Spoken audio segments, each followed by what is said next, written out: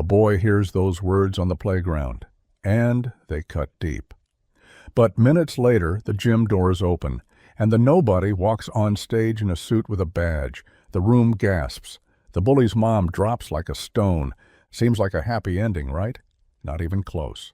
Because this single dad has a secret past, an undercover life, and a case that could expose powerful people in their quiet town.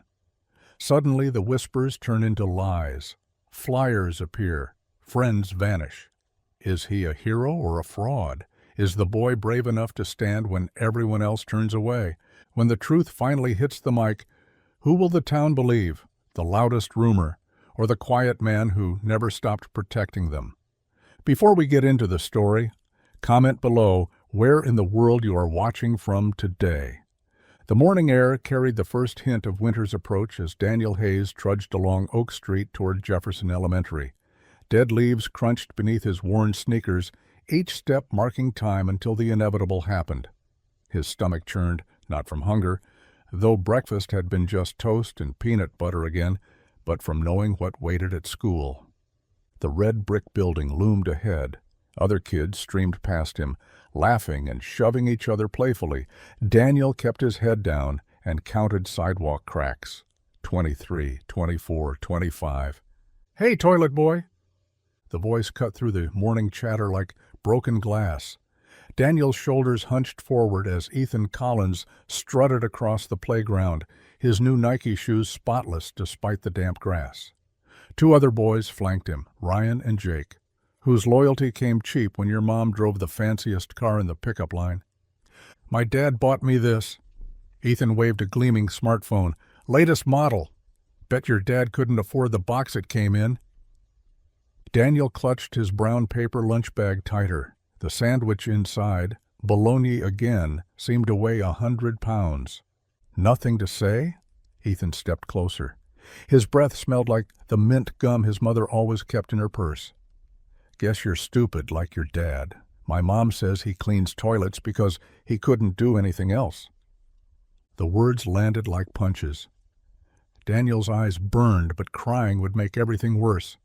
He tried to sidestep, but Jake blocked his path. "Where are you going, toilet boy? Bell hasn't rung yet." "Leave me alone." The words came out smaller than Daniel intended. Ethan's laugh rang harsh and practiced, the kind that came from watching adults tear each other down at country club dinners. "Or what? You'll tell your janitor, Dad? He'll come mop us to death?" Ryan snickered. Jake pushed Daniel's shoulder, not hard enough to knock him down, just enough to show he could. The school bell saved him. Daniel bolted toward the entrance, while Ethan's voice chased after him. "See you at lunch, toilet boy!" The day crawled by in segments of misery. Math class, where Mrs. Peterson asked about his father's job for career day. History, where Ethan passed notes that made other kids giggle and stare. Lunch, eating alone in the corner, while whispers followed him like shadows. But 3 o'clock brought the worst part. Daniel emerged from the school doors into bright sunshine that felt wrong for such a dark day. Parents lined the pickup area in their vehicles, minivans, trucks, sensible sedans, and there, gleaming like a monument to everything his family wasn't, sat Mrs. Collins's white Escalade. She stood beside it in designer sunglasses and a coat that probably cost more than his dad made in a month. Her voice carried across the schoolyard as she chatted with another mother. "I mean, really, what kind of example does it set? A janitor who can barely keep his own life together. That poor boy." She didn't bother lowering her voice when Daniel passed. Some people just weren't meant for anything better. It's actually sad when you think about it. The other woman murmured something non-committal, but Daniel caught her uncomfortable glance his way. Mrs. Collins continued, louder now, performance mode activated. "Richard says we should feel sorry for them, but honestly, mediocrity is a choice. That man could have made something of himself if he'd tried harder." Daniel ran. His sneakers slapped against pavement, lunch bag forgotten on the sidewalk behind him. He ran past the corner store, past the park, past everything, until his lungs screamed and his modest 2-story house appeared through blurry vision. He burst through the front door. Michael Hayes looked up from the kitchen table where he'd been reviewing paperwork, though Daniel couldn't know they were classified FBI documents hidden beneath utility bills. "Daniel? What's wrong?" The words tumbled out between gasps and suppressed sobs. "Ethan, his mom, they said—" Daniel's voice cracked. "They said you're worthless, that you're nobody, that you clean toilets because you can't do anything else." Michael's jaw tightened almost imperceptibly. He rose from his chair, crossed to his son in 2 strides, and knelt to eye level. His calloused hands that had held weapons in Afghanistan, that had saved lives, that now mopped floors to maintain his cover, gently gripped Daniel's shoulders. "Look at me, son." Daniel met his father's steady gaze through tears. "Do you remember what I told you about the oak tree in our backyard?" Daniel nodded, confused by the shift. "Its worth isn't in how fancy its leaves look or how tall it stands compared to other trees. Its worth is in its roots, deep, strong, unseen. That's where the real strength lives." Michael pulled his son close. Daniel breathed in the familiar scent of his father's work shirt, industrial soap, and something uniquely safe. "Son, worth isn't about what others see. It's about the truth God knows." But when they pulled apart, Michael saw it in Daniel's eyes. The doubt, the shame, the wound cut so deep it would take more than words to heal.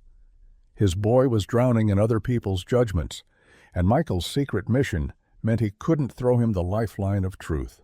Not yet. Tuesday's final bell rang like a countdown to execution. Daniel stuffed his books into his backpack with deliberate slowness, watching other kids stream past toward freedom. Maybe if he waited long enough, the Collinses would be gone. 10 minutes crawled by. 15. Mrs. Henderson, the janitor, the real one, pushed her cart past the classroom door. "School's closing soon, honey," she called gently. Daniel had no choice. He shuffled toward the exit, each step heavier than the last. The pickup area had thinned to a handful of vehicles, but the white Escalade still commanded its spot like a throne. Mrs. Collins leaned against it, manicured nails tapping her phone screen, while Ethan kicked rocks at a stop sign. Daniel tried to slip past unnoticed, hugging the building's brick wall. "Well, well," Mrs. Collins' voice froze him mid-step. "Late again? I suppose punctuality isn't taught in certain households." She wasn't even looking at him, just speaking loud enough for the remaining parents to hear. Mrs. Jang pretended to search for something in her purse. Mr. Torres suddenly found his phone fascinating. "Ethan, darling, come here."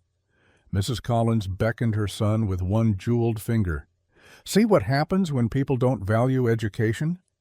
Janitors raise janitors. It's practically genetic." Ethan strutted over, that cruel smile already forming. "Yeah, Mom says your dad probably dropped out of high school. That's why he pushes mops." "He didn't—" Daniel started, then bit his tongue. His dad never talked about his education, his past, anything before Mom died. Mrs. Collins laughed, a tinkling sound like breaking glass. "Oh, sweetie, don't feel bad. Someone has to clean up after the rest of us. Your father found his level." The words followed Daniel home, echoing with each footfall on the cracked sidewalk. His house looked smaller today, paint peeling near the gutters, grass getting too long. Everything Ethan's family wasn't. He found Michael on his back beneath the kitchen sink, tools spread across the linoleum floor. Water dripped steadily into a bucket. "Hey, buddy?" His father's voice came muffled from inside the cabinet. "How was school?" "Fine." The wrench stopped turning. Michael slid out, studied his son's face. Daniel tried to look normal, busy himself with getting a glass of water he didn't want. "That bad, huh?" Daniel shrugged. The sink dripped. 1, 2, 3 drops before Michael stood wiping his hands on already dirty jeans. "You know what? This can wait." He moved the bucket to catch the leak. "How about we make something?" "I'm not hungry." "Not to eat." Well, not just to eat. Michael opened the cabinet above the refrigerator, the one Daniel couldn't reach, and pulled down a wooden recipe box. Faded index cards peeked from inside, each one carefully handwritten. Your grandmother's cornbread. Haven't made it in months. Dad, I really don't... Come on. Michael's hand found Daniel's shoulder, gentle but insistent. Healing happens in kitchens. Your mom taught me that. They worked side by side, Michael measuring cornmeal while Daniel cracked eggs. The familiar rhythm loosened something in Daniel's chest. Mix the dry ingredients. Add the wet. His father's hands guided his as they stirred. Too fast and you'll get lumps, Michael said. Too slow and it won't blend right. Like most things in life, finding the right pace matters. The cast iron skillet went into the oven, and soon warm sweetness filled every corner of their small kitchen. Daniel found himself telling his father about Mrs. Henderson's kind smile, about getting an A on his science test, carefully avoiding the parking lot encounter. They ate cornbread with butter and honey while the sun painted orange stripes across the kitchen table.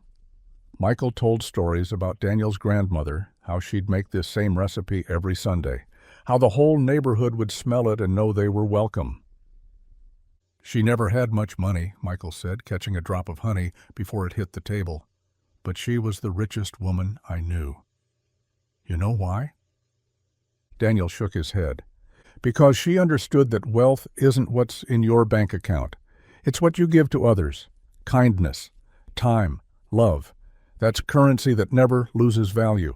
After dishes, after homework, after teeth brushing and prayers, Daniel lay in his narrow bed while Michael sat on the edge. The nightlight cast shadows that danced on superhero posters. Dad? The question came out whispered. Why do they hate us just for not being rich? Michael's hand found Daniel's hair, smoothing it back from his forehead the way he'd done since Daniel was tiny. They don't hate us, son. They hate what they don't understand. Some people need to push others down to feel tall. But that kind of height? It's an illusion, built on sand. But what if they're right?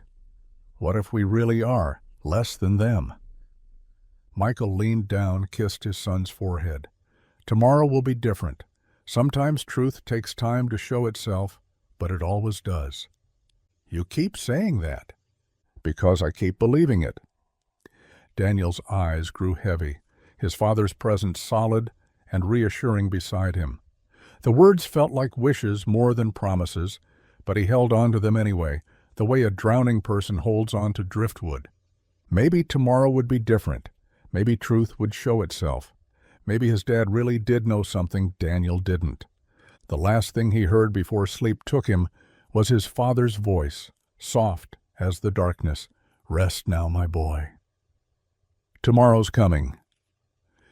Wednesday morning arrived with gossip spreading through the elementary school like spilled milk across a cafeteria table. Daniel caught fragments as he walked the hallways, something about Friday's assembly, about someone important coming to speak. My mom heard it's the governor, a third grader whispered near the water fountain. No way, it's that senator from TV, another kid argued. The one with the perfect hair. Daniel kept his head down, navigating toward his locker. The excitement felt distant, meant for other people. Important visitors didn't come to honor janitors' sons. Ethan Collins held court near the trophy case, his voice carrying above the rest. My uncle knows everyone who matters in this state. He's probably arranged the whole thing. He noticed Daniel approaching and raised his voice. Of course, some families wouldn't understand what it's like to have real connections. The words stung less today. Maybe the cornbread had helped, or his father's steady presence, but Daniel found he could walk past without his chest tightening quite so much. In class, Mrs. Henderson tried to maintain order while everyone speculated. She wrote math problems on the board, but even she seemed distracted, glancing at the memo on her desk. Whoever it is, she finally said, I'm sure they'll have something valuable to teach us all. At lunch, the cafeteria hummed with theories. Daniel sat with Tommy Martinez, one of the few kids who didn't care about social hierarchies. Tommy's dad worked at the hardware store. His mom cleaned houses. They understood each other without having to explain. You think it matters? Tommy asked, poking at his mystery meat. All this fuss over some big shot? Daniel shrugged. Probably just someone to tell us to stay in school and dream big. Right. Easy to dream big when you start at the top. Thursday crawled by with anticipation building to fever pitch. Teachers gave up trying to compete with the speculation. Even the principal, Mr. Garrett, seemed jumpy, checking his watch and smoothing his tie repeatedly. Daniel noticed something else, too. Several serious-looking adults touring the building, checking exits, speaking into earpieces. Security, maybe. For a small-town elementary school assembly? When the final bell rang, Daniel found Michael's truck in its usual spot, engine running against the October chill. But something was different.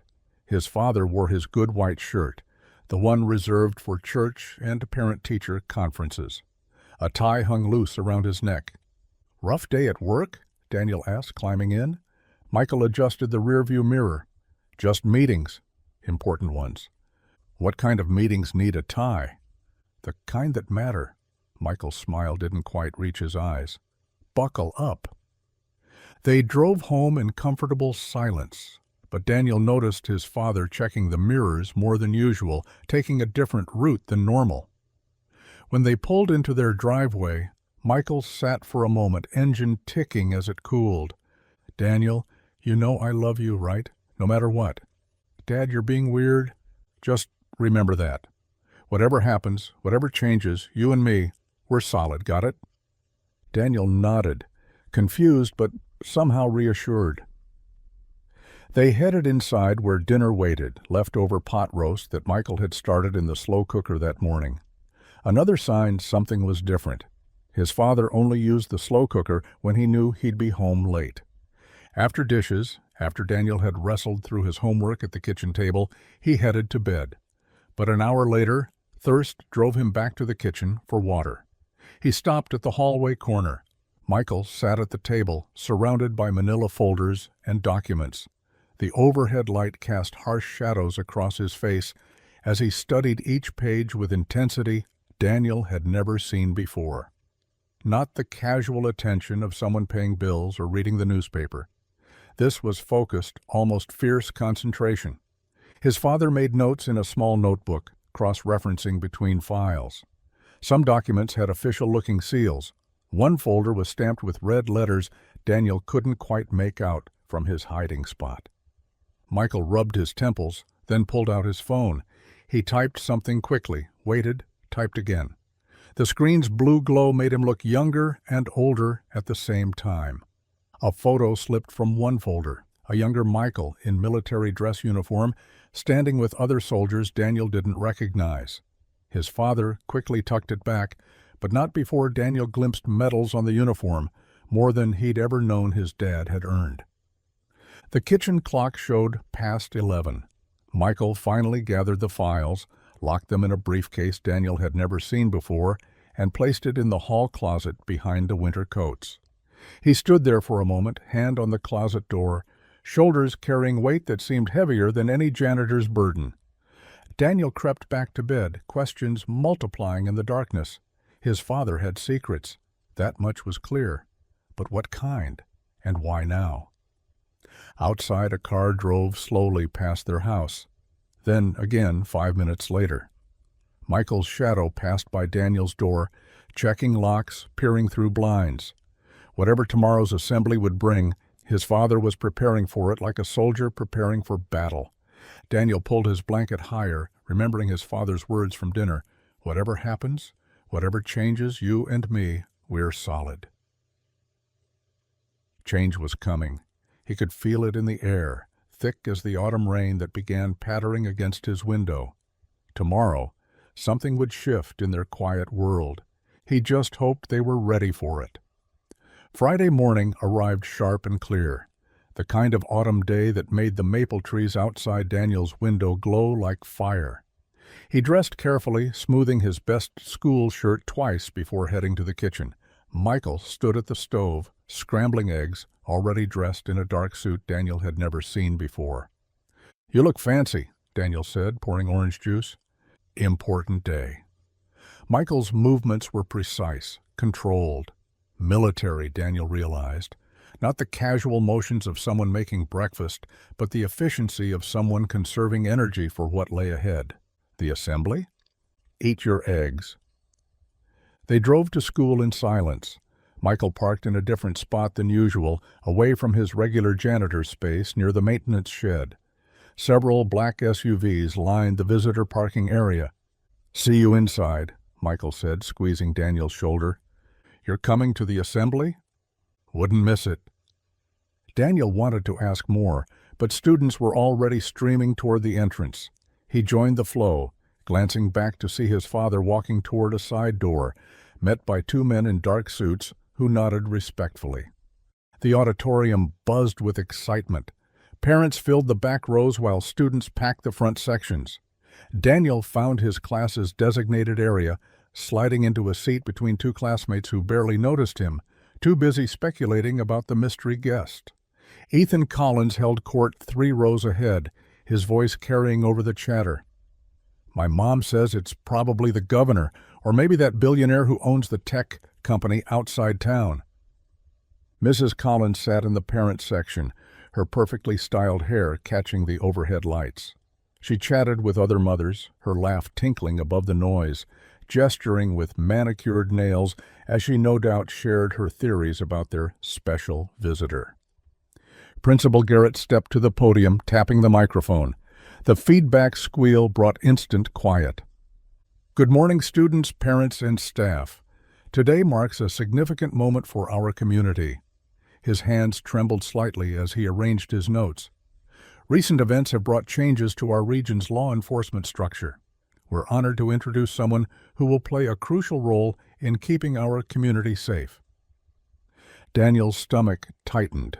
He thought of the files on the kitchen table, the locked briefcase, his father's late meetings.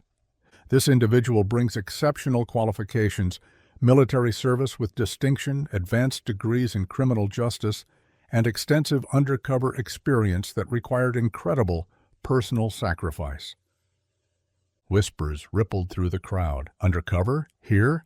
His appointment comes at a critical time, as federal investigations into corruption and organized crime expand throughout the Midwest. Please join me in welcoming our region's newly appointed FBI Field Director. The side door opened. Daniel's heart stopped. Director Michael Hayes. Michael strode across the stage with the same quiet confidence he'd shown fixing leaky faucets and making cornbread, but transformed. The suit fit him perfectly, the FBI badge on his belt catching the stage lights. His shoulders were square, his gaze steady as he shook Principal Garrett's hand. The auditorium erupted, not in applause, not yet, but in gasps, confused murmurs, shocked exclamations. Daniel heard his name whispered, saw heads turning to find him. His face burned, but not with shame this time. 3 rows ahead, Ethan Collins sat frozen, mouth hanging open like a caught fish. In the parent section, Mrs. Collins had gone pale. Her perfectly glossed lips formed a small O of disbelief. She swayed in her seat. "The janitor?" someone whispered. "That's Daniel's dad, FBI. But he cleans the—" Mrs. Collins's eyes rolled back. She crumpled sideways, her designer purse spilling across the floor as she fainted into her chair. 2 mothers flanked her immediately, fanning her with programs while someone called for water. Michael stood at the podium, waiting for the chaos to settle. When relative quiet returned, Mrs. Collins being helped to the nurse's office by 2 teachers, he spoke. "Good morning." His voice carried without shouting, trained to command attention. "I know this comes as a surprise. For the past year, I've had the privilege of serving this school in a different capacity, one that allowed me to stay close to my son while conducting sensitive investigations." Daniel's chest swelled.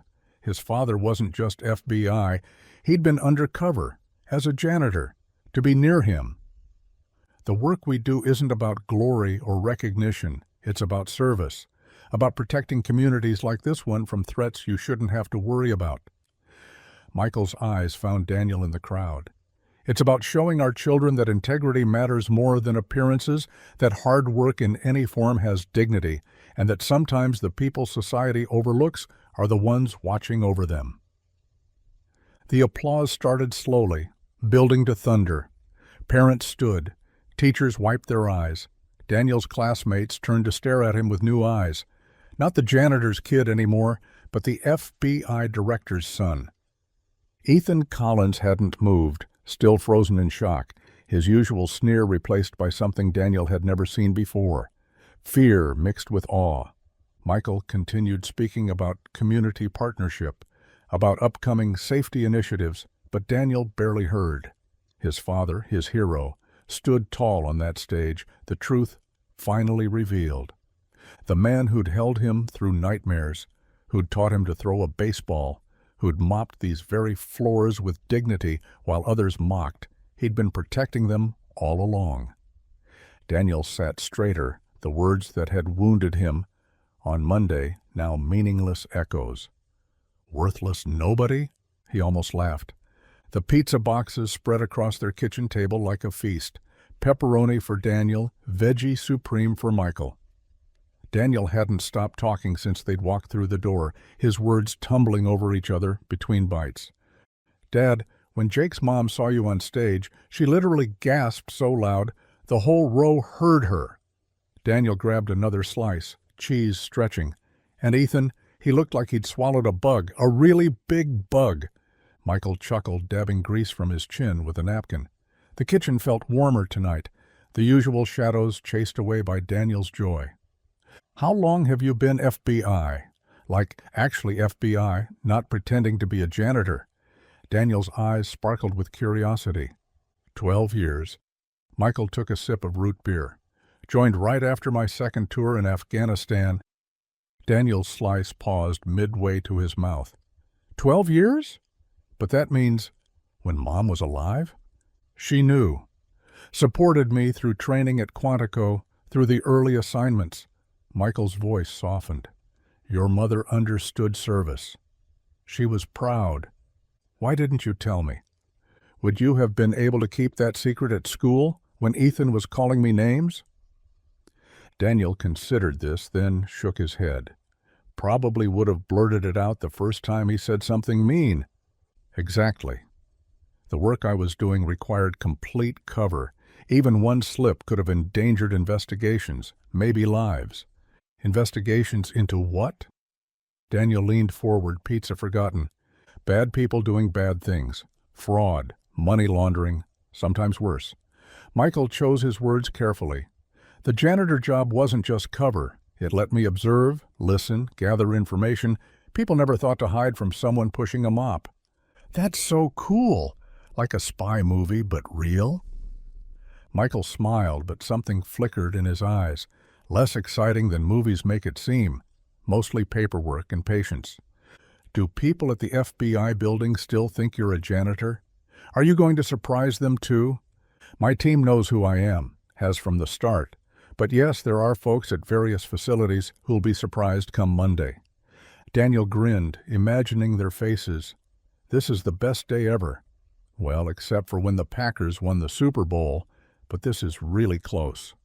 They ate in comfortable silence for a moment, the kitchen clock ticking. Outside, October wind rattled the windows. Will things be different now? Daniel asked. At school, I mean. Will kids treat me different? Probably. Change can be complicated. Some might want to be your friend for the wrong reasons. Others might resent the attention. But Ethan can't call you names anymore. No, I suppose not. Michael started gathering empty plates.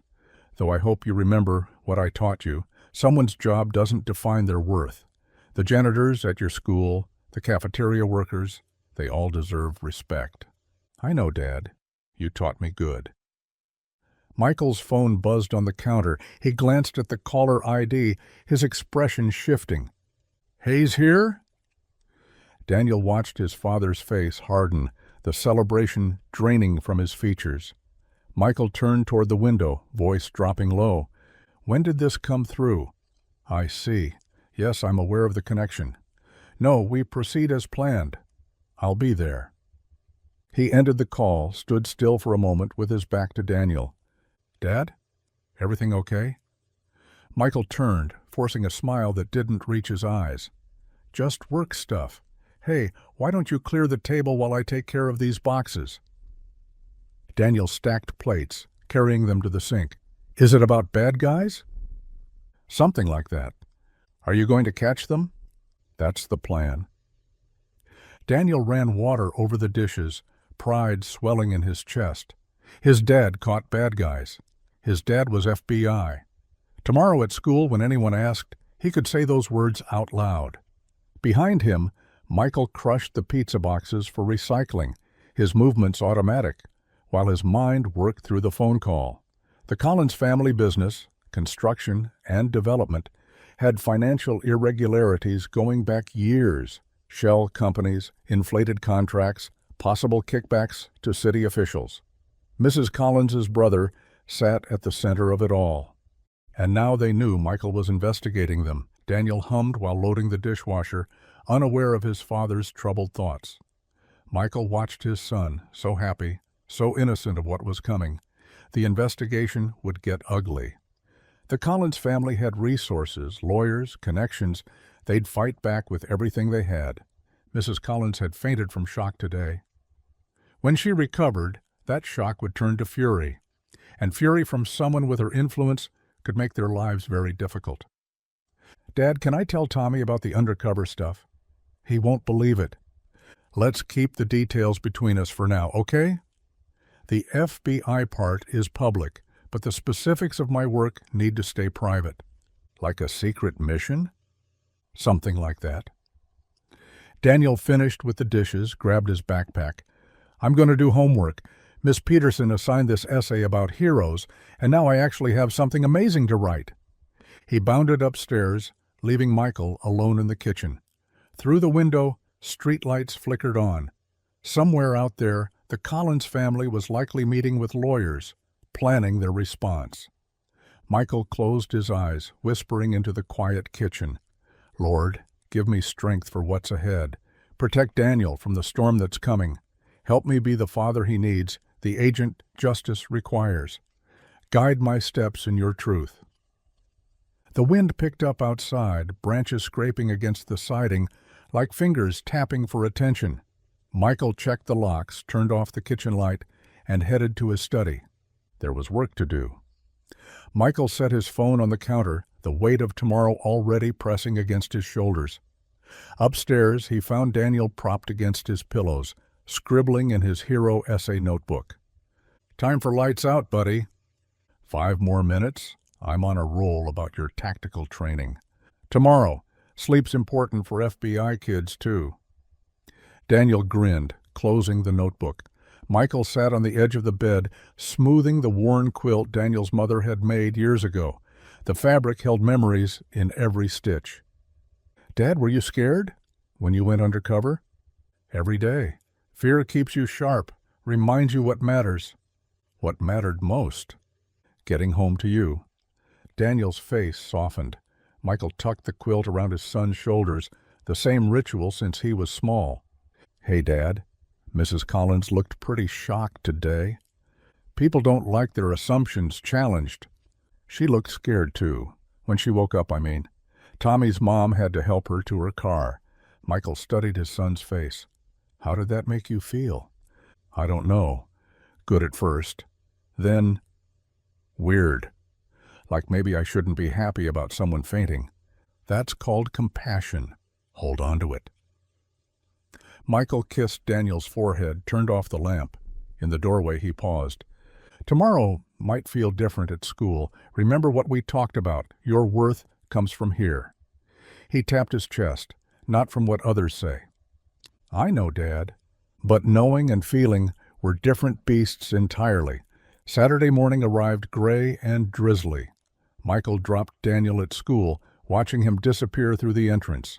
Already, parents lingered longer at drop-off, their eyes tracking Michael's truck. Daniel felt the shift immediately.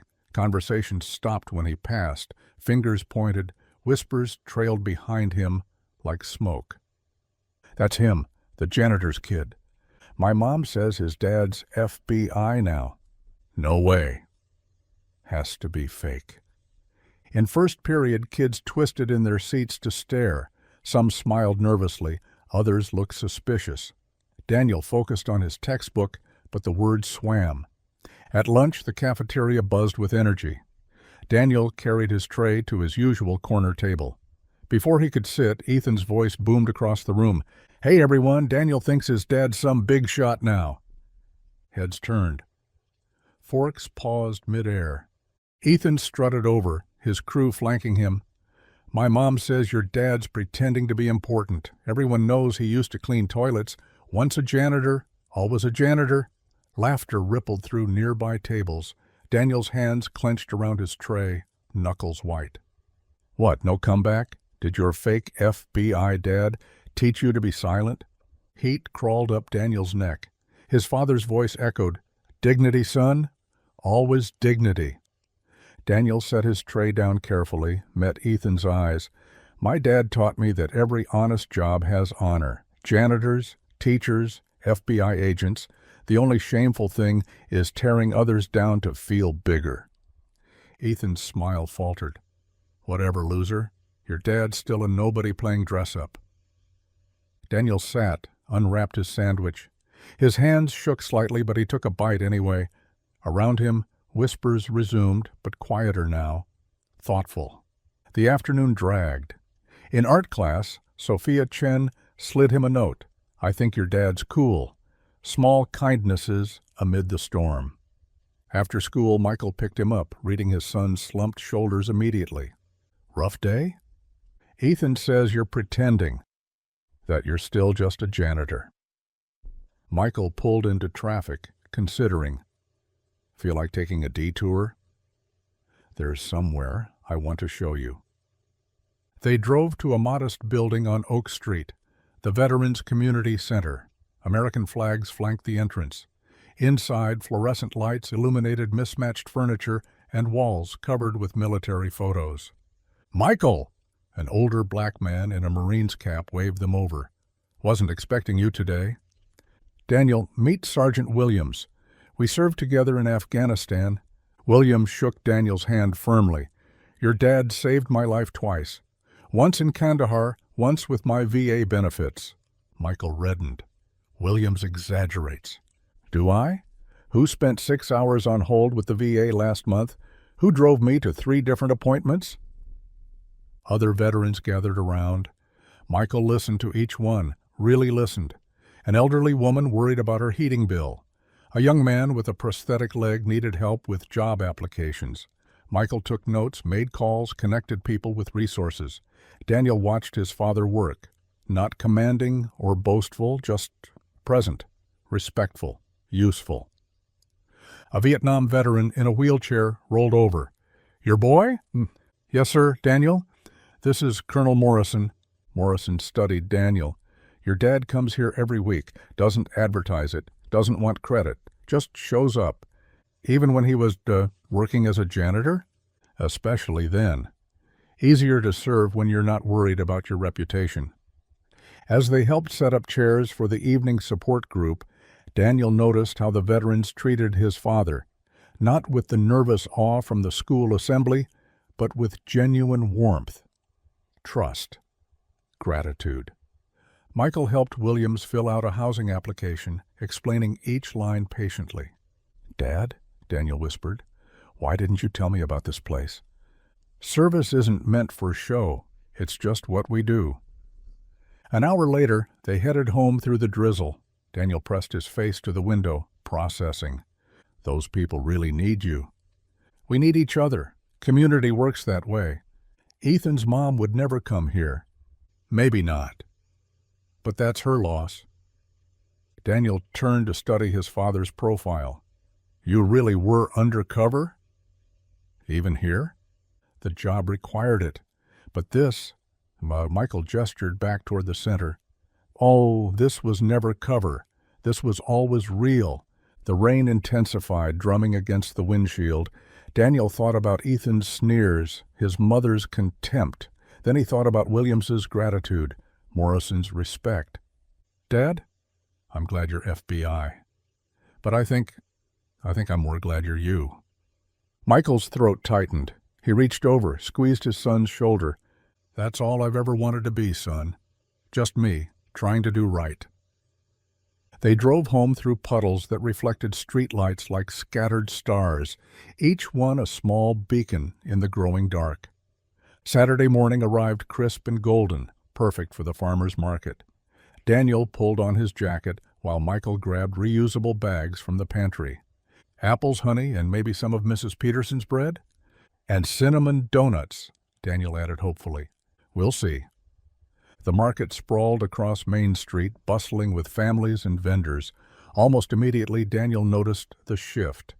Mr. Thompson from the hardware store pumped Michael's hand enthusiastically. "Director Hayes! Never knew we had such important folks shopping for tomatoes." Michael smiled politely. "Just Michael, please, same as always." But Thompson had already turned to another customer, boasting about knowing the FBI director personally. At the apple stand, old Mrs. Chen pressed an extra bag into Michael's hands. "For all you do," she whispered, though she'd never offered free fruit when she thought he mopped floors. 3 stalls down, the atmosphere chilled. Mrs. Collins stood with Beverly Hartman, both women in designer jackets that seemed overdressed for a farmer's market. Their voices carried deliberately. "Men like him," Mrs. Collins said, examining organic carrots she had no intention of buying, "they don't belong in leadership. It's about breeding, really, background." Beverly nodded eagerly. "Exactly. Anyone can put on a suit." Daniel's step faltered. Michael's hand found his shoulder, steady and warm. "Morning, ladies." Grace Miller's voice cut through the ugliness like sunshine through storm clouds. She stepped between the two groups, her teacher's cardigan and genuine smile radiating warmth. "Beautiful day for shopping, isn't it?" Mrs. Collins's mouth pinched. "Miss Miller." "Mrs. Miller," Grace corrected gently. "Though my husband passed 3 years ago. Easy to forget." She turned to Michael and Daniel. "Michael Hayes, I heard about your appointment. How wonderful for our community." "Thank you, Grace." "And Daniel, your essay about local heroes was exceptional. Your writing shows real promise." Daniel flushed with pleasure. "Thank you, Mrs. Miller." Grace's eyes twinkled. "Are you two trying the apple cider?" "Best batch this season." She walked with them toward the cider stand, effectively dismissing Mrs. Collins. Behind them, the woman sputtered indignantly. "Your dad and I knew each other as kids," Grace told Daniel while Michael paid for 3 cups of cider. "He defended me from Tommy Walsh in 3rd grade. Tommy kept pulling my braids." "Dad did?" Michael rubbed his neck. "Long time ago." "Not so long." Grace sipped her cider. "Some things don't change. Character, for instance." They wandered through the market together, Grace pointing out the best vendors, sharing recipes. Daniel noticed how his father relaxed around her, actually laughing when she recalled a disastrous science fair project they'd partnered on in middle school. "Volcano was supposed to bubble, not explode," Michael protested. "You added twice the baking soda." The instructions were smudged. Daniel grinned, watching them. His father looked younger somehow, lighter. As they reached Grace's car, she mentioned, "I have too much food for one person. Made my grandmother's tuna casserole last night, enough for an army. Would you two consider helping me eat it? Otherwise, it'll go to waste." Daniel's eyes lit up. "Dad makes pretty good cornbread." "Perfect pairing, then. 6 o'clock?" Michael hesitated. "We wouldn't want to impose—" "Please, it's just dinner between old friends, new ones too." She smiled at Daniel. That evening, Daniel set their table with the good plates while Michael warmed the cornbread. When Grace arrived, she carried a covered dish that smelled like comfort itself, creamy and rich with crispy edges. "This kitchen gets great light," she observed, setting the casserole down. "Daniel's mom chose this house for that reason." Michael's voice stayed steady. "Said kitchens should feel alive." Grace nodded simply. She was right. They ate and talked, conversation flowing naturally. Grace asked Daniel about school, really listening to his answers. She shared stories about teaching, the funny things kids said, the moments that made the hard days worthwhile. Mrs. Collins's son struggles with reading, she mentioned carefully. Behind all that swagger, he's scared of looking stupid. Daniel paused, fork midair. Ethan? Not excusing his behavior, mind you, but hurt people often hurt others. After dinner, Daniel showed Grace his baseball card collection while Michael made coffee. Their voices drifted from the living room, Grace asking genuine questions, Daniel explaining statistics with growing enthusiasm. Michael stood in the doorway, watching them. His house hadn't felt this full in years. Not since... Dad, tell Mrs. Miller about the time you caught that foul ball. He joined them, sharing the story.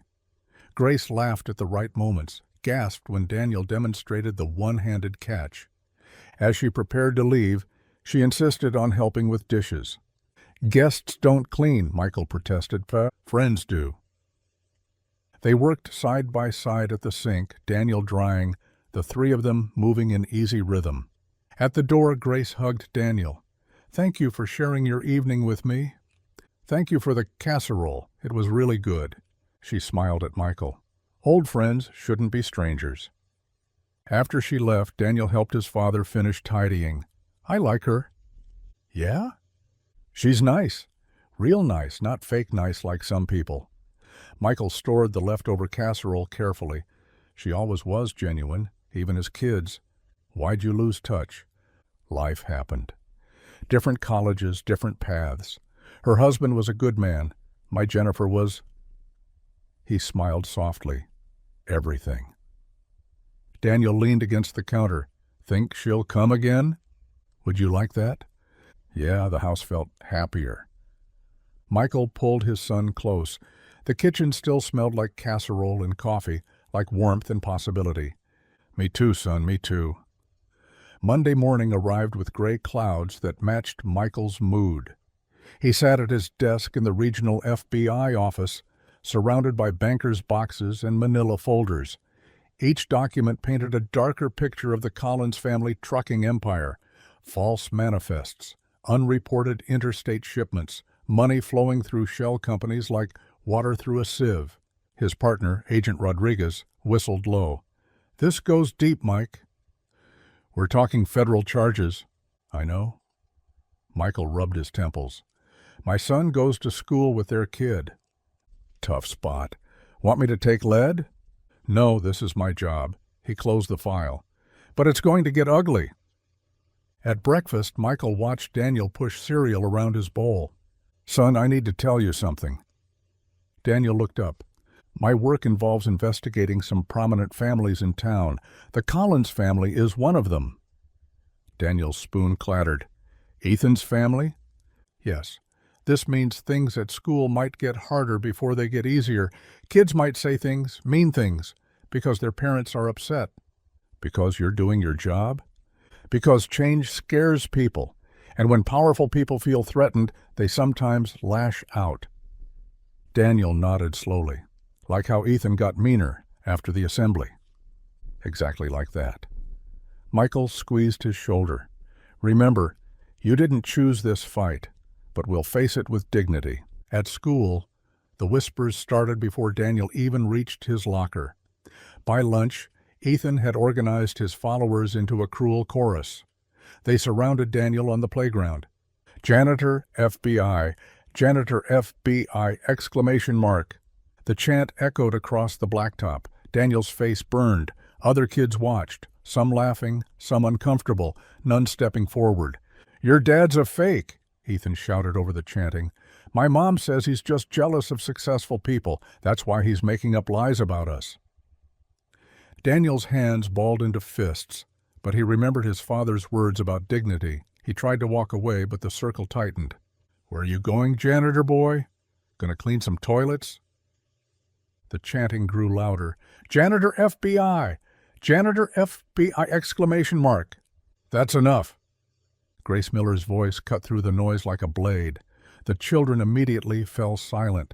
She stood at the edge of the circle, her expression disappointed rather than angry. Ethan Collins to my classroom, now. But Mrs. Blow, Miller dash quote, now. Ethan slouched away. Grace turned to the others. I'm ashamed of what I just witnessed. Every one of you knows better. Her gaze swept the group.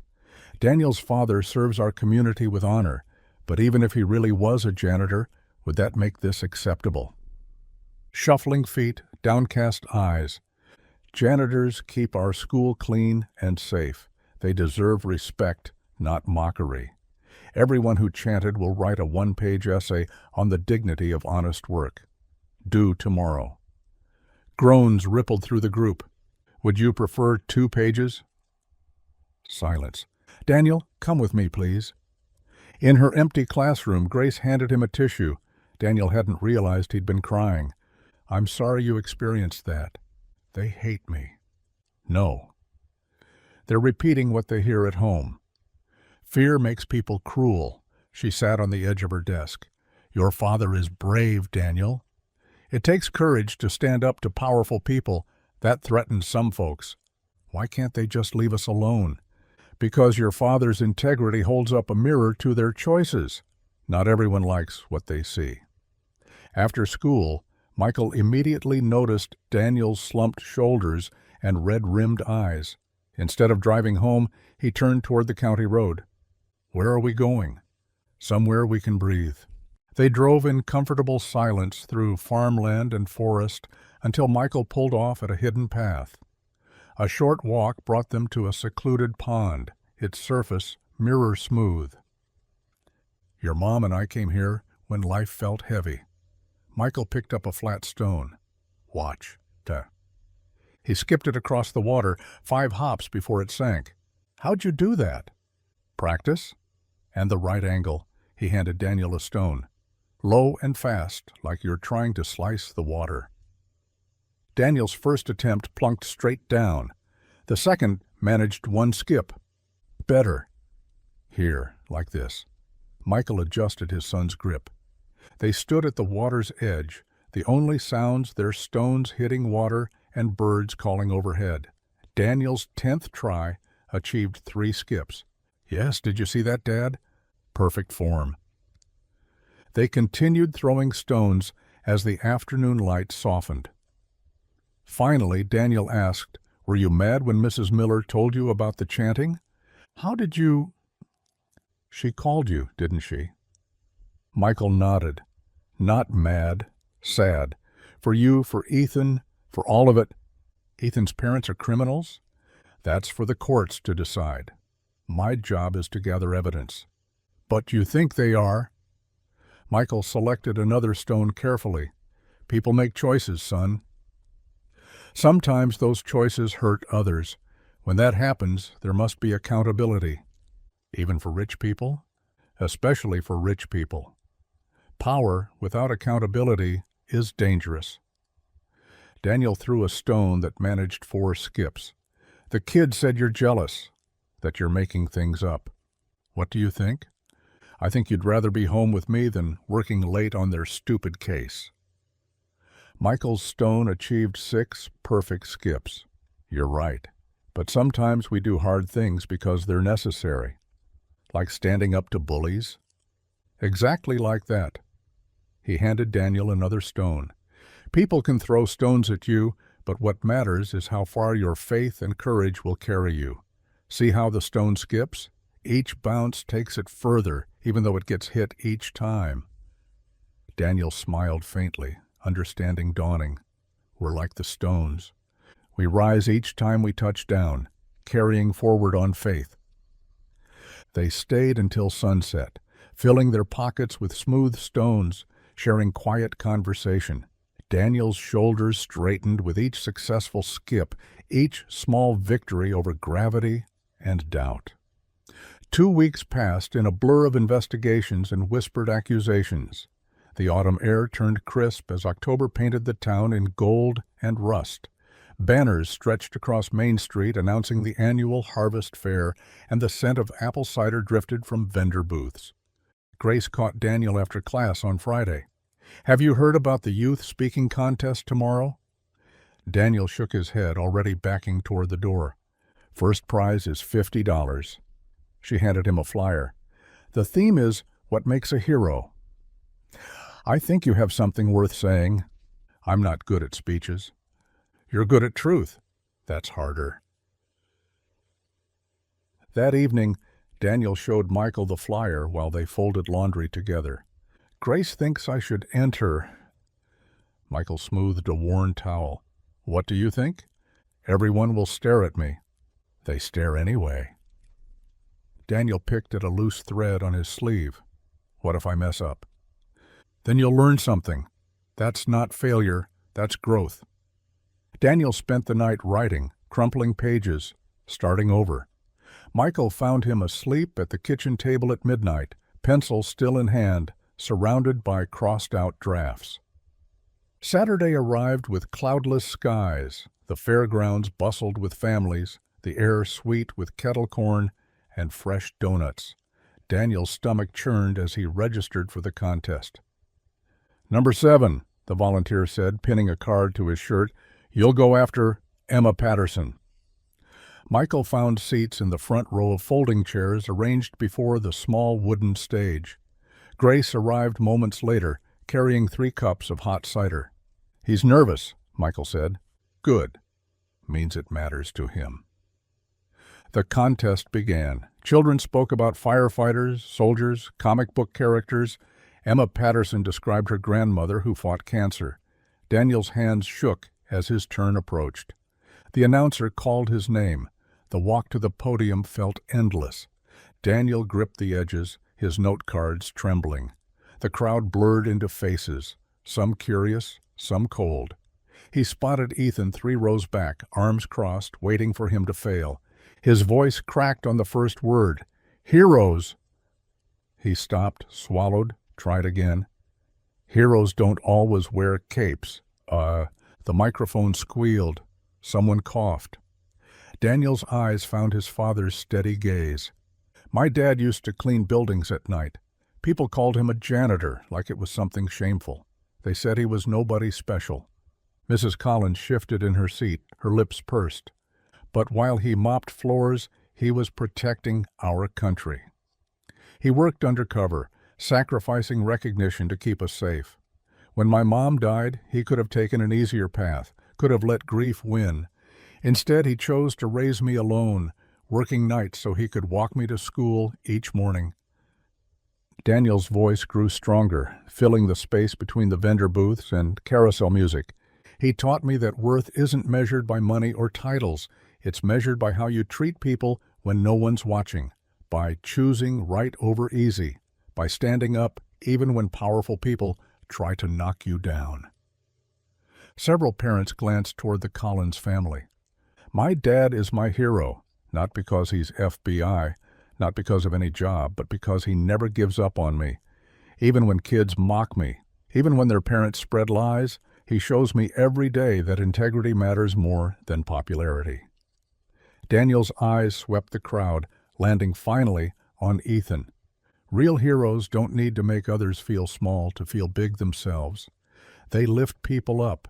They choose kindness when they could choose revenge. They forgive even when it hurts. The fairgrounds fell quiet except for the distant melody of the carousel. That's my dad. That's my hero. Daniel stepped back from the microphone. For a heartbeat, silence hung thick as morning fog. Then Michael stood, clapping hard. Grace rose beside him. One by one, people joined them, first a trickle, then a wave. The applause rolled across the fairgrounds, drowning out the carnival games and food vendors. Daniel's eyes burned with unshed tears. He found his father's face in the crowd, proud, steady, home. Ethan sat frozen, his usual sneer absent, his head dropped, studying his shoes like they held answers to questions he'd never asked. The judges barely deliberated. Daniel won first place. After the ceremony, Michael pulled his son into a fierce hug. "You brave, brave boy." I was scared. Courage isn't the absence of fear, it's acting despite it. Grace presented them with caramel apples from her favorite booth. To our champion speaker. They wandered through the fair as evening painted the sky purple. Daniel played ring toss while Michael and Grace talked quietly, their shoulders occasionally touching. The weight that had pressed on them for weeks seemed to lift with the smoke from the barbecue grills. At the duck pond booth, Daniel won a stuffed bear and immediately gave it to a crying toddler. Michael's chest swelled with pride that had nothing to do with contests or titles. They shared funnel cake near the Ferris wheel, powdered sugar dusting their faces. Grace laughed at Michael's attempts to win her a goldfish. Daniel hadn't seen his father smile so freely in months. "Best night ever," Daniel declared, sticky with caramel and triumph. As fireworks bloomed overhead, the three of them sat on a hay bale, Daniel between the two adults who'd become his world. For one perfect evening, the investigations and rumors felt distant as stars. Tomorrow would bring its challenges, but tonight, under the harvest moon, they were simply a family discovering itself. The fair lights twinkled like promises of better days ahead. The evidence spread across Michael's desk like pieces of a shattered mirror, each document reflecting a different angle of the Collins family's corruption. Falsified shipping manifests, shell companies layered like Russian dolls, money flowing through accounts that led nowhere and everywhere at once. Michael photographed each page methodically. 3 years of patient investigation had led to this moment. The Collins trucking empire wasn't just moving furniture and produce across state lines. His phone buzzed, Grace texting about dinner plans. He typed back that he'd be late, then returned to the files. The pattern was clear now. Trucks arriving at warehouses with one manifest, leaving with another. Drivers paid in cash, no questions asked. The Collins family had built their fortune on lies, using their respectability as camouflage. Michael sealed the evidence in a Federal Courier envelope. Tomorrow it would reach the U.S. Attorney's Office. Justice would follow. But justice has a way of fighting back. Tuesday morning arrived wrapped in gray clouds. Daniel found the first flyer taped to their mailbox. "Dad?" He held it out, confused. Michael's face drained of color as he read, "Is your FBI director abusing his power? Michael Hayes targets successful local families while hiding his own dark past. Combat veteran with documented PTSD given authority over our community. How many innocent people will he destroy to feel important?" "Where did this come from?" Daniel asked. "Get in the car. We're running late." But the flyers were everywhere, taped to streetlights, tucked under windshield wipers, scattered across the school parking lot like poisonous snow. Parents huddled in clusters, flyers in hand, voices low and urgent. Conversations died when Michael's truck passed. Daniel slumped in his seat. "They're lying about you." "I know, son. Why don't you tell them the truth?" Michael pulled up to the school entrance. Truth doesn't shout. It whispers and waits. But Daniel saw the tension in his father's jaw, the white knuckles gripping the steering wheel. School became a minefield. Daniel caught fragments of adult conversations floating through hallways. Always thought something was off about him.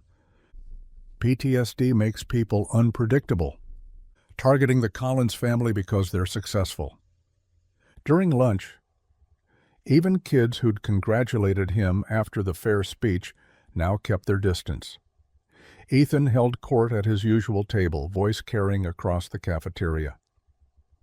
"My mom says he's crazy from the war. That's why he hides behind being FBI, so he can bully normal people." Daniel's sandwich turned to cardboard in his mouth. Mrs. Peterson, who'd always smiled at him, now watched him like he might explode. When he asked to use the bathroom, she insisted on a hall pass, something she'd never done before.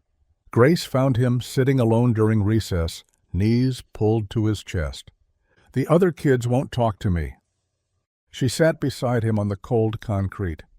"Fear makes people cruel sometimes. They think my dad's dangerous. Your father is the bravest man I know, and brave men always face the fiercest storms." But even Grace looked worried, her usual warmth clouded with concern. Michael's office phone rang all afternoon. Reporters asking for comments. City council members demanding explanations. Each call another stone in the avalanche, burying his reputation. His supervisor from the regional office finally called at 4 o'clock. "Michael, you know I trust you, but this is becoming a circus." The Collins family filed a formal complaint. They're claiming harassment, abuse of authority, personal vendetta, the works. "Sir, the evidence is solid, I'm sure, but perception matters. The Bureau can't appear to be targeting civilians without cause." Michael's stomach turned to lead. "What are you saying?" "I'm saying take a breath. Step back. Let Internal Affairs review everything." "You're suspending me?" A long pause. "Effective immediately. It's just protocol, Michael. You'll be cleared, but we need to follow procedure." The phone felt heavy as a gravestone when Michael set it down. Daniel heard his father's truck in the driveway earlier than usual. Through his bedroom window, he watched Michael sit in the vehicle for 5 full minutes before climbing out, shoulders bent like he carried invisible weight. The kitchen table became Michael's workspace, not for FBI files this time, but for organizing his defense. Pay stubs proving his legitimate employment, service records, commendations, each document a shield against lies. Daniel crept down the hallway, staying in shadows. His father's hands trembled as he sorted papers. The phone rang. Michael listened, said, "I understand" 3 times, then hung up. He dropped his head into his hands. His shoulders shook once, a single violent shudder, before going still. "Lord, give me strength," Michael whispered to the empty kitchen. "Not for me. For Daniel. Don't let my boy pay for my battles." Daniel backed away, his throat tight. He'd never seen his father look defeated. Not when Mom died, not during years of mockery. But now, facing lies wrapped in official complaints, the strongest man Daniel knew seemed to be crumbling. Outside, rain began to fall, matching the tears Daniel refused to let come. His father needed him to be strong, but how could an 11-year-old boy stand against a storm designed to destroy everything they'd built? The darkness gathering around their small house felt heavier than any bully's words, more suffocating than any playground humiliation. Tomorrow would bring more whispers, more accusations, more proof that sometimes lies shouted louder than truth. Tonight, father and son sat in separate rooms of the same house, each pretending to be okay for the other's sake, while their world collapsed as quietly as trust dies. Not with noise, but with silence. The kitchen smelled wrong the next morning. Burnt edges on the toast, coffee too bitter. Michael's hands shook as he scraped butter across blackened bread, the knife clattering against the plate. Daniel pushed Cheerios around his bowl, watching them bob in milk gone warm. Neither spoke. The suspension hung between them like smoke from the ruined breakfast. Michael tried twice to spread jam before giving up, his fingers refusing to cooperate. The jar lid rolled across the counter and fell to the floor with a sharp crack that made them both flinch. "Leave it," Michael said when Daniel moved to pick it up. But Daniel retrieved it anyway, setting it carefully on the table. His father's hands that could field strip a rifle blindfolded, that steadied crime scene evidence with surgical precision, couldn't manage a simple jar lid. The drive to school stretched longer than usual. Rain from last night left puddles that reflected gray sky. Daniel watched houses pass, each one containing families who probably believed the lies. "Dad?" Michael's knuckles whitened on the wheel. What if they're right? The words hung in the air like a betrayal. Michael hit the brakes, pulling onto the muddy shoulder. The truck idled rough while he turned to face his son. Daniel couldn't meet his eyes. What if you did something wrong without meaning to? What if... Daniel James Hayes. His full name stopped him cold. Michael's voice came low and steady, each word deliberate. Truth doesn't change because people lie. Not ever. What's right stays right even when the whole world calls it wrong. But everyone thought the earth was flat once, didn't make it true. Michael reached across and gripped his son's shoulder. "We will walk through this storm together. You hear me? Together. No matter how hard the wind blows, no matter how dark it gets." Daniel nodded, but doubt still clouded his eyes. "Look at me, son." When Daniel lifted his gaze, Michael saw himself at that age, desperate for certainty in an uncertain world. "I have done nothing wrong. The evidence will prove that.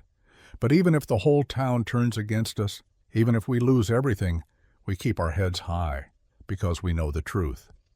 The school parking lot felt hostile when they pulled in. Parents who once waved now turned away. Michael walked Daniel to the door anyway, ignoring the whispers that followed. Grace caught Daniel before first period, his shoulders curved inward like parentheses around an unspoken hurt. "Walk with me." She led him to the empty art room where morning light filtered through paint-stained windows. Daniel slumped into a chair while she pulled one close. "They suspended him," I heard. "Everyone thinks he's guilty." Grace studied his face, so much of Michael there in the stubborn jaw, the desperate need to be strong. "Daniel, can I tell you something about lies?" He shrugged. "Lies are loud. They bang drums and blow trumpets because noise is all they have. But integrity," she touched her chest, "integrity whispers. It doesn't need to shout because it carries weight that noise never will. But what if nobody listens to whispers? The right people always do, and those are the only people who matter." She pulled a tissue from her desk, though Daniel hadn't cried. Yet. "Your father is walking through fire right now, not because he's guilty, but because he threatened guilty people. That takes courage most men don't have. I'm scared." The admission came small, fragile. "Good. Being scared means you understand this is serious. But being scared doesn't mean being defeated. Your dad needs you to believe in him right now, even when the world doesn't." Daniel straightened slightly. "He said we'd walk through it together." "Then that's what you'll do. One step at a time." That evening, Michael stared at bills spread across the kitchen table. Without his FBI salary, even temporarily, the numbers wouldn't add up. He'd been calculating the same figures for an hour, hoping for different results. A knock interrupted his fourth attempt at making math lie. Grace stood at the door with a covered pot, steam escaping from under the lid. "Figured you might forget to eat?" She didn't wait for invitation, moving past him to the kitchen. Daniel appeared from his room, drawn by the smell of beef stew. "Sit," Grace commanded both of them. She ladled thick stew into bowls while Michael cleared away the bills. Daniel set out spoons and napkins, grateful for normal tasks. Before they ate, Grace extended her hands. "May I?" Michael hesitated, then took her hand. Daniel completed the circle. "Lord," Grace began, her voice steady, "we don't pray just for sunny days and easy paths. We pray for strength when the storm comes, for truth when lies surround us, for faith when everything feels lost." Michael's throat tightened. "Watch over this family. Not because they're perfect, but because they're trying. Guide them through this valley. Show them your light even in darkness. Remind them that no weapon formed against them shall prosper." "Amen," Daniel whispered. "Amen," Michael echoed. The stew tasted like hope, warm, filling, real. They ate quietly while rain began again outside, gentle this time. Grace stayed until Daniel finished homework, her presence settling the house. Before leaving, she squeezed Michael's hand at the door. This won't last forever. He wanted to believe her. But after she left, after Daniel went to bed, Michael sat alone in the dark kitchen. The uncertainty gnawed like hunger, deeper than any stew could fill. Tomorrow would bring more questions, more doubts, more stones thrown by people who used to smile. But tonight, at least, they'd been reminded that storms pass, even the darkest ones, eventually. The interrogation room smelled of burnt coffee and disappointment. Michael sat across from two federal agents who'd once been colleagues, their faces carefully neutral as they reviewed his case files for the third time that week. "Walk us through the Collins investigation again." Michael's jaw tightened, but his voice remained level. Started 18 months ago. Suspicious patterns in their trucking manifests, routes that didn't match cargo weights, drivers who disappeared from payroll but kept showing up on security footage. And you decided to pursue this alone? I followed protocol, every step documented. The younger agent tapped his pen against the folder. The Collins family says you targeted them because of personal animosity, your son and theirs. My son has nothing to do with this. Outside the federal building, rain hammered the windows. Michael emerged 2 hours later, exhausted but unbroken. The security guard who usually chatted about football looked away. In the parking garage, someone had keyed his car. A long, angry scratch down the driver's side. He drove home through empty streets, neighbors' curtains twitching as he passed. At school, Daniel kept his head down, counting tiles between classes. 23 from English to math, 47 to the cafeteria. Numbers felt safer than faces. There goes the frauds kid. The whisper came from behind, followed by snickers. Daniel's steps quickened. My dad says his father made it all up. Jealous of successful people? Mine says he's probably crazy. PTSD and everything. Daniel's vision blurred. He pushed through the cafeteria doors, past confused lunch monitors, out to the playground where October wind bit through his thin jacket. The old swing set creaked in the wind, rust flaking from chains nobody bothered to replace. Daniel collapsed onto a swing, knees pulled to his chest, trying to disappear. That's where Grace found him 20 minutes later. She settled onto the neighboring swing without speaking, her teaching dress inappropriate for playground equipment, but she didn't seem to care. They swayed in parallel silence while leaves scattered around them. Want to know a secret? Daniel shrugged, face still hidden. When my husband died, people said terrible things. This caught his attention. He peered up through wet lashes. Tom had a heart condition nobody knew about. Died suddenly at 38. But because he'd been working on exposing corruption at the plant where he was safety inspector, people invented stories. Said he was silenced. Said I knew something. Said our marriage was troubled. She pumped her legs gently, swing chains groaning. For months, I couldn't buy groceries without hearing whispers. Couldn't sit in church without feeling stares. The worst part? Some days I almost believed them, started wondering if maybe Tom had hidden things from me. If maybe I hadn't known my own husband. Did you? Know him? Better than I knew myself. But grief and gossip, they're twins that feed on doubt. Daniel wiped his nose with his sleeve. What did you do? Kept teaching. Kept living. Kept remembering who Tom really was, not who scared people needed him to be. She reached over, stilled his swing with gentle pressure. People will always talk, Daniel, when they're frightened, when they're guilty, when they're bored. They'll make up stories to explain what they don't understand or don't want to accept. But here's the thing, they don't decide your worth. You do. Easy for you to say. Nobody calls you the fraud's kid. No, they called me the widow who might have killed her husband. Daniel's eyes widened. Words hurt. I won't lie and say they don't. But they only define you if you let them. Your father is one of the finest men I've known. That's not changed by suspension or gossip or Collins family lies. How do you know he's innocent? Grace considered this seriously. Because guilty men don't lose sleep over doing right. They sleep fine while others suffer. Your dad? He's suffering for doing right? There's a difference. The bell rang, distant and insistent. I can't go back in there. Yes, you can, with your head up, because you're Daniel Hayes, son of Michael Hayes, and neither of you have anything to be ashamed of.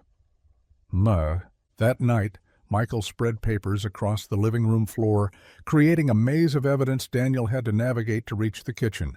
Bank statements, shipping logs, employee records, a paper trail that told a story of systematic fraud. Daniel brought his father a sandwich at midnight, finding him cross-legged on the floor, laptop balanced on his knees. Found something. Michael's eyes held a light Daniel hadn't seen in days. He pointed to a series of highlighted transactions. Shell companies. They've been filtering money through fake businesses, claiming shipping expenses that never existed. But they got sloppy here. His finger traced a pattern of deposits. Same amount, same day, each month, to accounts registered to deceased people. Is that enough? Combined with everything else? It's a smoking gun, but I have to present it at the public hearing, stand up in front of the whole town, and lay it out. Daniel sat beside his father, careful not to disturb the papers. Will they believe you? Truth doesn't need belief to be true, it just needs to be heard. They sat surrounded by evidence of other people's crimes, father and son in the circle of lamplight, preparing for a battle that would be fought with facts against a storm of lies. Tomorrow, Michael would request his hearing. Tonight, they had proof. The town hall hadn't seen crowds like this since the flood of '98. Every wooden pew groaned under the weight of bodies pressed shoulder to shoulder. Local reporters squeezed between farmers and shopkeepers, notebooks ready. The October morning light filtered through tall windows, casting long shadows across the checkered floor. Daniel's stomach churned as Grace guided him to seats in the third row. Up front, the Collins family claimed prime position like they owned the building, which, Daniel remembered bitterly, they partly did through donations. Mrs. Collins wore pearls and confidence, whispering to her lawyer. Ethan hunched beside her, eyes darting everywhere except toward Daniel. The judge entered, Judge Harrison, retired military, skin like worn leather, and eyes that missed nothing. The room fell silent. We're here to examine allegations against Field Director Michael Hayes regarding abuse of authority and misconduct. His voice carried without shouting. Mr. Hayes, being currently suspended, will present his defense. Michael rose from the defendant's table. His suit was pressed, shoes polished, but dark circles shadowed his eyes. He carried a single box of files to the podium. Your Honor, I won't waste time with speeches. The evidence speaks. He pulled out the first document, projecting it onto the courtroom's old screen. Bank statements materialized. Columns of numbers that meant nothing until Michael traced the pattern with a laser pointer. Ghost transactions, monthly transfers of $47,000 to accounts belonging to people who died years ago. The Collins Transport Company claimed these as contractor payments. Mrs. Collins shifted. Her lawyer scribbled frantically. Michael clicked to the next slide. Shipping manifests appeared. These logs show trucks supposedly carrying lumber from Michigan to Texas. Except another click. Satellite images. These loading docks haven't been operational since 2019. The shipments never existed. Murmurs rippled through the crowd. Judge Harrison raised his hand for silence. The evidence mounted. Shell companies with addresses that led to empty lots. Employees who existed only on paper. Tax documents that contradicted each other. Michael presented each piece with surgical precision, building a wall of proof, brick by brick. But the most damning evidence, Michael paused, pulling out a USB drive, came from inside their own organization. The screen showed an email thread. Mrs. Collins went rigid. These messages, retrieved from a whistleblower who feared for their safety, show clear coordination to silence anyone investigating their operations, including, Michael's voice stayed level, attempts to discredit me through fabricated allegations. One email blazed across the screen.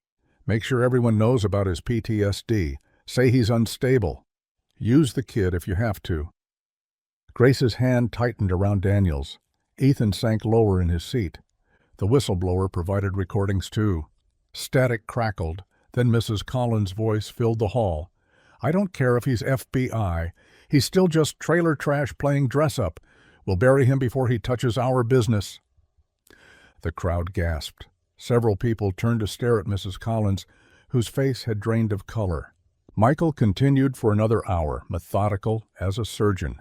Financial forensics, testimony from truckers paid to fake routes, a paper trail of bribes to local officials. Each revelation landed like a hammer blow.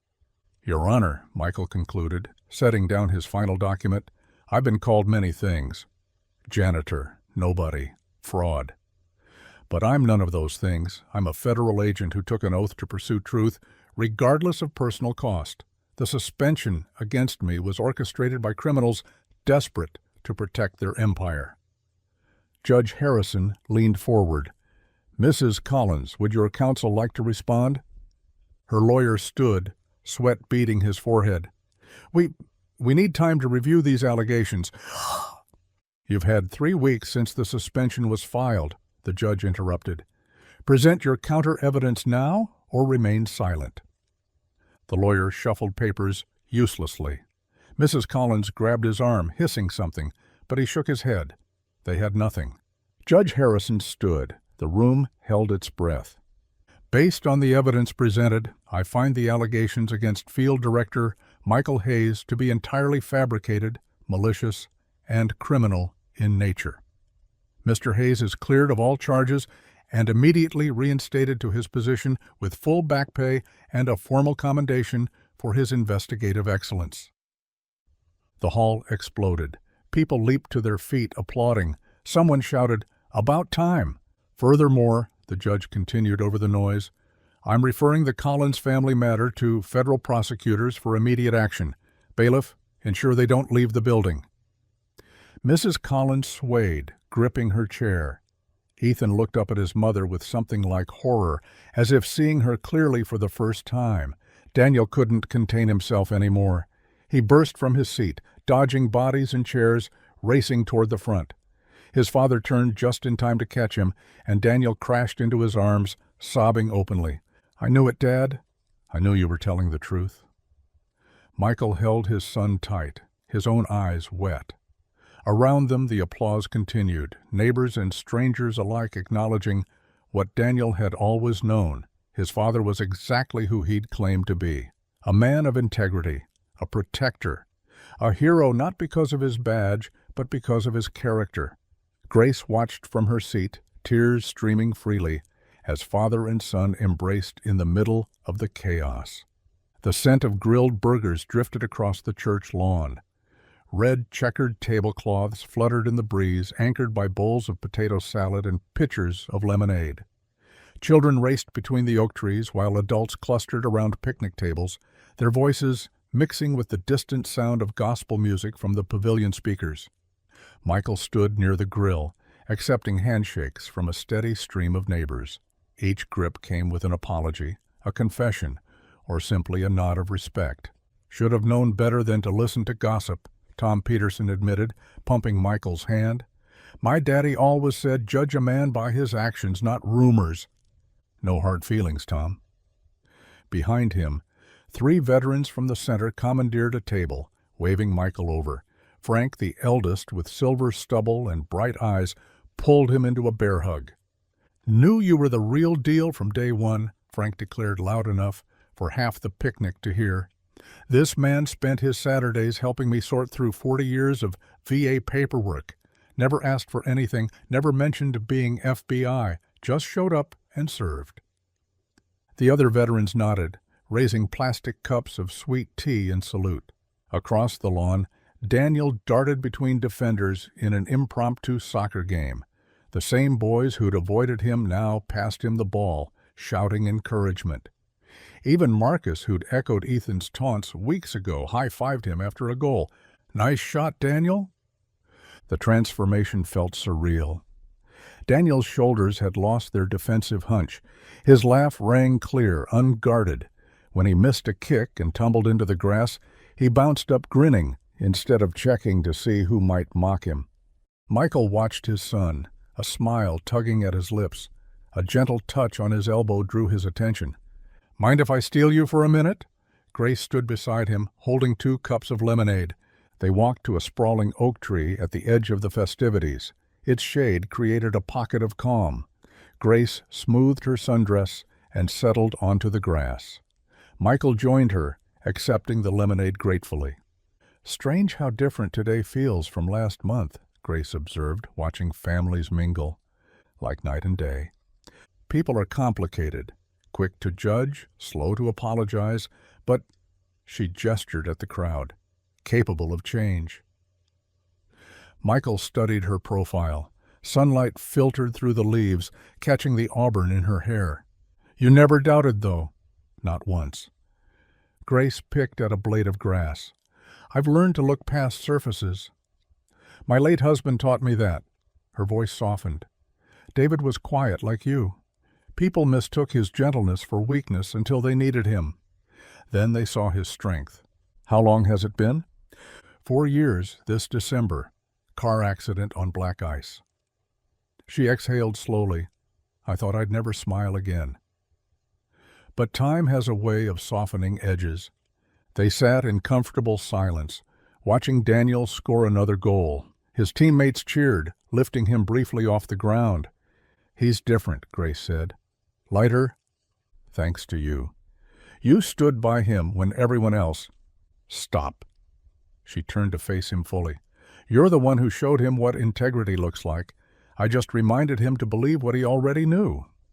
Michael set down his cup, choosing his words carefully. These past weeks, having you around, it's meant everything. To both of us. Color rose in Grace's cheeks. I've grown fond of you both. More than fond, if I'm honest. The admission hung between them, delicate as spider silk. Daniel talks about you constantly, Michael continued. How you make the best cookies, how you know all the constellations, how you don't treat him like a kid. He's special, an old soul. He needs... Michael stopped, started again. We both need people in our lives who see us clearly. You've been that for us, an anchor when everything felt like it was spinning apart. Grace's hand found his on the grass. You've been that for me, too. I'd forgotten what it felt like to have someone to worry about, to cook for, to... She laughed softly. To wait for at the window. Grace, I don't want to presume. Then don't presume. Just say what you're thinking. Michael turned his hand palm up, interlacing their fingers. I'm thinking that second chances aren't just for reputations. They're for hearts, too, for families that got interrupted, for love that comes when you least expect it. Grace squeezed his hand. I stopped expecting anything after David died. Built a safe, small life. Then you two crashed into it with your case files and burnt dinners and stubborn courage. They laughed, the sound mixing with the distant music and children's shouts. Is it too soon? Michael asked. Too complicated? My job isn't exactly... Michael Hayes, you investigated corruption while working as a janitor to stay close to your son. You stood in front of the whole town and spoke truth when lies would have been easier. Complicated doesn't scare me.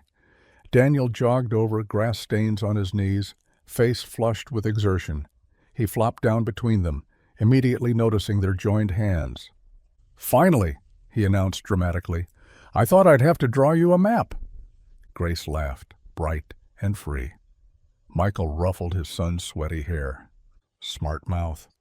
Smart kid, Daniel corrected, then grew serious. Is this real? Michael and Grace exchanged glances. If you're okay with it, Grace said gently, we'd like to see where this goes. Daniel's grin could have powered the town. Can we have family dinners? Real ones, where nobody has to leave after? I'd like that, Grace said. The three of them sat under the oak tree, connected by more than hands, by shared storms weathered, trust earned, and hope kindled. The gymnasium hummed with anticipation. Parents filled the bleachers while students sat cross-legged on the polished floor. Above them, a banner proclaimed Character Counts Week in bold, blue letters. Daniel stood backstage, index cards trembling in his hands. Through a gap in the curtain, he spotted Michael and Grace in the third row. His dad gave him a subtle thumbs up. Principal Matthews approached the podium. Our final speaker today exemplifies courage in the face of adversity. Please welcome Daniel Hayes. Daniel walked to the microphone, his footsteps echoing. The gymnasium fell silent. He cleared his throat, set down his cards, and looked directly at the crowd. 6 weeks ago, someone told me my dad was a nobody. A few parents shifted uncomfortably. Mrs. Collins, seated near the back with Ethan, stared at her lap. They said it loud enough for everyone to hear. Said he was worthless because he cleaned buildings, made me feel 2 inches tall. Daniel's voice grew stronger, filling the space. But here's what I learned. The people who call others nobody are usually scared of something, scared of truth, scared that someone they looked down on might actually be looking out for them. Michael leaned forward, his throat tight. My dad was called a nobody. But he's my hero. Daniel paused, letting the words settle. Not because he's FBI, not because he caught criminals, but because when everyone turned their backs on us, he kept standing. When lies spread like wildfire, he held on to truth. When I wanted to give up, he never gave up on me. Grace reached over, taking Michael's hand. He taught me that worth isn't measured by your car or your house or your job title. It's measured by how you treat people when no one's watching, by whether you choose right over easy, by if you can look at yourself in the mirror and respect who you see. Daniel's gaze found Ethan in the crowd. The other boy sat hunched, his usual swagger gone. Some of you whispered about us. Some of you believed lies without asking questions. That hurt. But my dad taught me something else. Forgiveness isn't weakness, it's strength. So I forgive you. We forgive you. The gymnasium remained silent, but it was a different silence now, heavy with reflection. I used to be ashamed that we didn't have much money, that my dad worked with his hands. But now I know that honest work is noble work, that serving others, whether you're cleaning their buildings or protecting their communities, is what heroes do. Daniel picked up his cards but didn't read from them.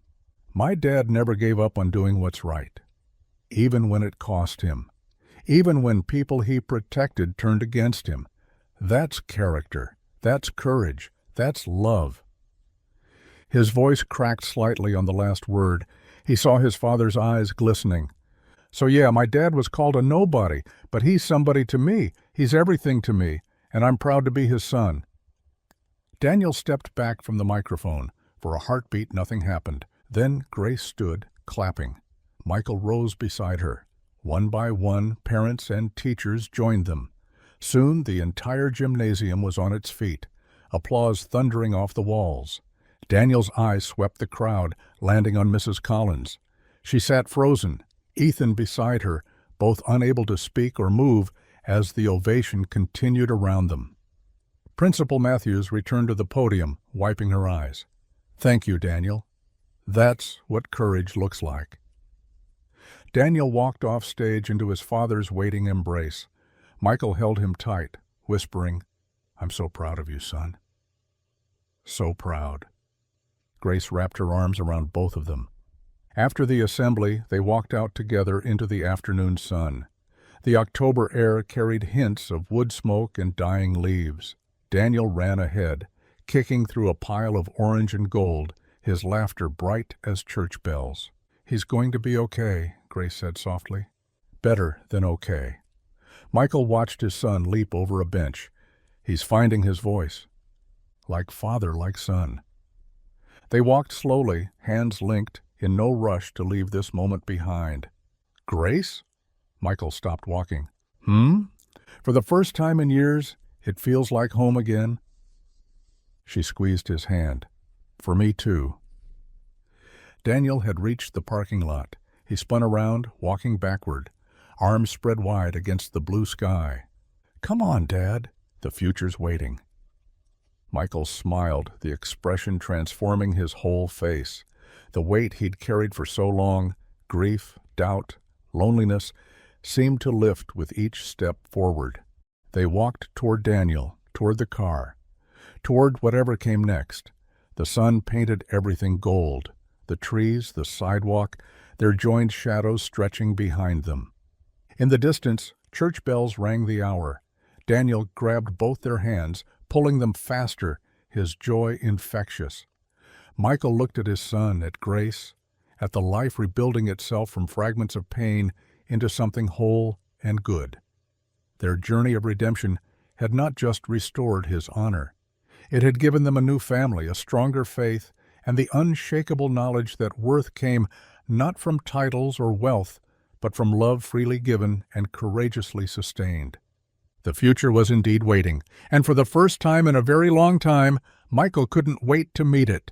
If you enjoyed the story, I handpicked this next story that you will enjoy. Please don't miss this one. Click here to watch it.